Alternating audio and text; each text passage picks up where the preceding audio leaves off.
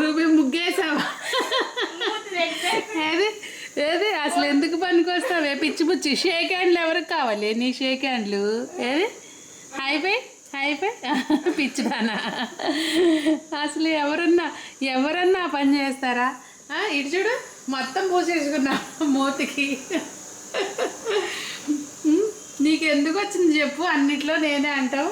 అబ్బా అబ్బా వంకర మూతి నువ్వును. అడ్డిపుట్టి పూచుకున్నావా? తలకాయ ఇంక మెడబట్టేస్తుంది. పూసుకున్నావా? నువ్వు ఇంకెళ్ళకేమా ముగ్గులోకి వెళ్ళకే.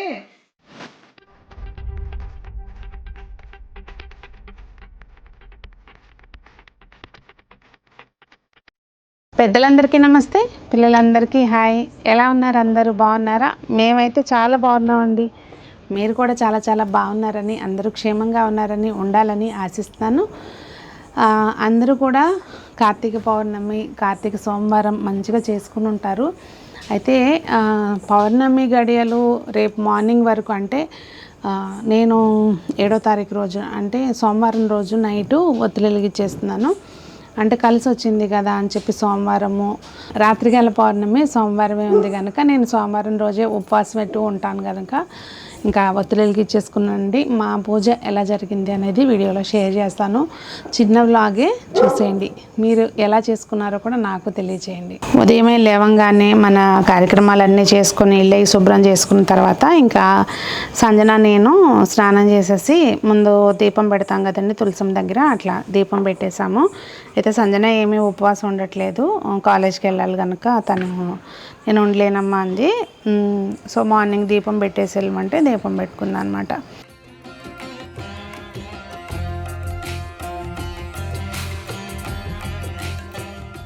దీపం వెలిగించేసినాక ఇంకా నేను కూడా వంట అవన్నీ ఉంటాయి కదండి, అందుకని చెప్పి పూజ ఎర్లీగానే చేద్దామని మేము ఎప్పుడు 4కి లెగిసామన్నమాట. ఇంకా తులసం దగ్గర దీపం పెట్టిన తర్వాత ఇంక మామూలుగా నిత్య దీపారాధన చేసుకుంటాం కదా, అట్లా దీపం వెలిగించేసుకొని ఇంకా పూజ అనేది చేసుకుంటాను అనమాట. ఇదిగోండి మార్నింగ్ పూజ అయిన తర్వాత పూజ మందిరం ఇట్లా ఉంది. ఇవాళ స్పెషల్ ఏంటంటే అండి, మనం చక్కగా మన చెట్టుకు కాసిన సీతాఫలాలు నైవేద్యానికి అసలు ఎంత పెద్ద కాయ వచ్చిందో, ఫస్ట్ టైం ఇంత పెద్దది రావడం నాకైతే ఫుల్ హ్యాపీగా అనిపిస్తుంది. ఎంతైనా పొద్దున్నే చేసుకుంటే మాత్రం ప్రశాంతంగా ఉంటుందండి పూజ చేస్తే. అయితే నాకు రోజు ఏమీ ఎర్లీ మార్నింగ్ చేయడానికి వీలు పడదు. సంజనకి లంచ్ బాక్స్ అవన్నీ పెట్టి పంపించినాక అప్పుడు ప్రశాంతంగా చేసుకుంటాను నేను. ఈ రోజుకైతే ఇలా అయిందండి పూజ.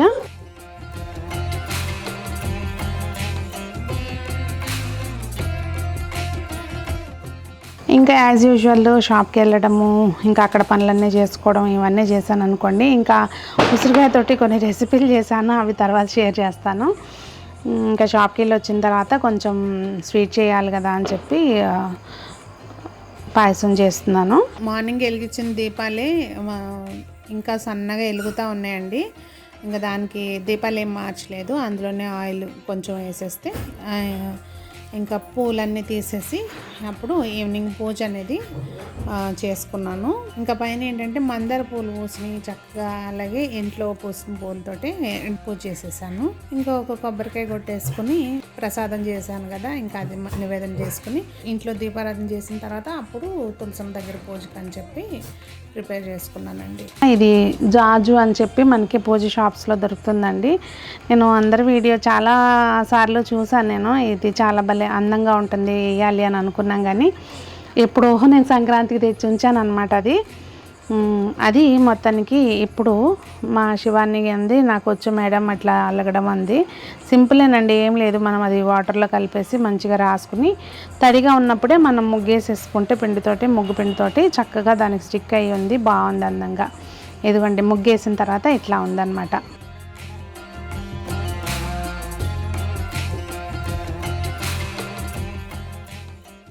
ఇంకా దీపాలు ఎలాగూ పౌర్ణమికి కార్తీక సోమవారం పౌర్ణమి అన్నీ కలిసి వచ్చినాయి కనుక ఇంకా నేను నక్షత్ర హారతి కూడా ఇద్దామని చెప్పి 27 దీపాలు అరేంజ్ చేసుకున్నానండి.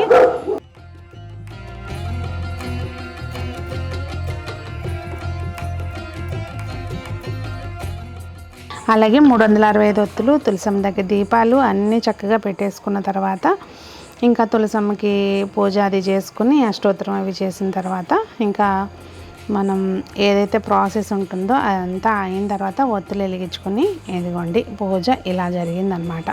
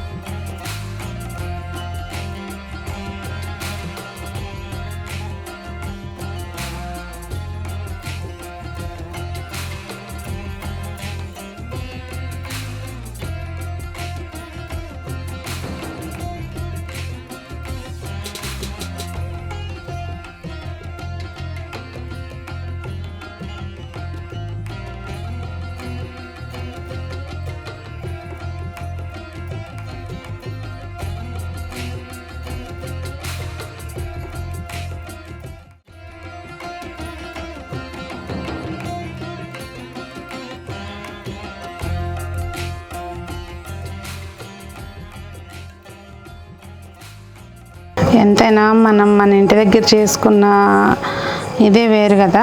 అసలు ఎంత కళకళలాడుతున్నాయో దీపాలు, అది చాలా అసలు సంతోషంగా ఉంటుంది.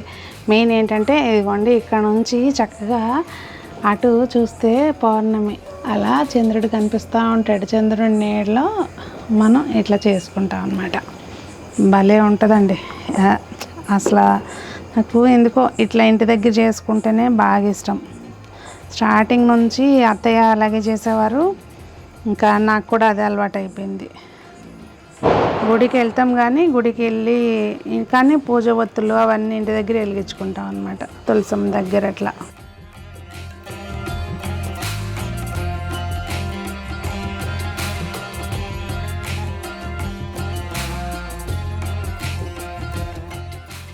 అదండి మరి మా పూజ అయితే ఇలా చేసుకున్నాను. అయితే అత్తయ్య రేపు మార్నింగ్ వెలిగిస్తారనమాట. అంటే పౌర్ణమి గడియలు తెల్లవారుజామున ఏవైతే ఉన్నాయో వాటిని ఫాలో అవుతారు కనుక గ్రహణం 9 గంటల లోపల అన్నీ చేసేసుకోమని చెప్పారంట పంతులు గారు. అత్తయ్య మంగళవారం ఎర్లీ మార్నింగ్ వెలిగిస్తామని చెప్పారు 365 ఒత్తులు. ఇంకా మాకు ఖచ్చితంగా ప్రతి సంవత్సరం ఫిక్స్ అండి. ఇంకా ఈ పూజ అయితే మాత్రం ఎప్పుడూ చేసుకుంటాము. ఏదైనా అడ్డంకులు వస్తే తప్పించి రెగ్యులర్గా జరుగుతుంది ఇదే ప్రాసెస్. ఇంకా అత్తయ్య దానాలు అవన్నీ కూడా ఇస్తారనమాట పౌర్ణమి రోజు.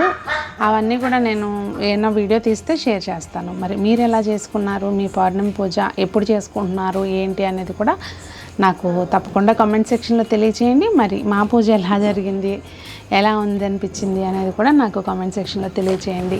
మరి అందరూ బాగుండాలి, అందులో మనం ఉండాలి అని ఆశిస్తూ మీ సునీత.